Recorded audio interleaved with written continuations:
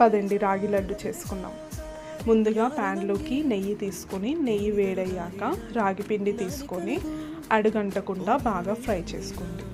దాని తర్వాత ప్యాన్లోకి పల్లీలను తీసుకొని బాగా వేయించి పక్కన ఉంచండి.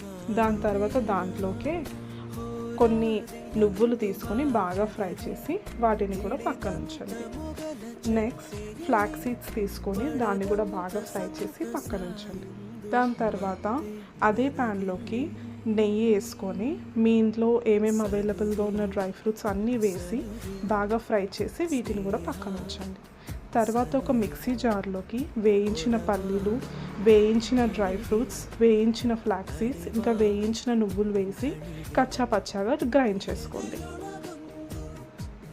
దాని తర్వాత పెనంలోకి బెల్లం తీసుకొని దాంట్లోనే కొన్ని వాటర్ యాడ్ చేసుకొని పానకంలాగా రెడీ చేసుకోండి.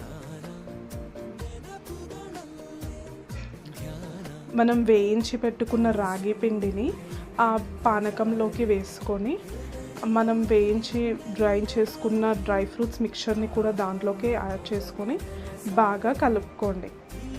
మనం పానకం వేడిగా ఉన్నప్పుడే అన్నిటినీ బాగా ఉండల్లా కట్టి పెట్టుకుంటేనే మనకి రాగి లడ్డూలు అనేవి రెడీ అవుతాయి అన్నమాట.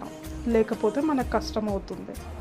ఈ రాగి లడ్డు చాలా ఇంపార్టెంట్ మన బాడీకి. మన బాడీలో బ్లడ్ తక్కువ ఉన్నా కానీ ఈ రాగి లడ్డు రోజు ఒకటి తింటే చాలు, చాలా హెల్ప్ అవుతుంది.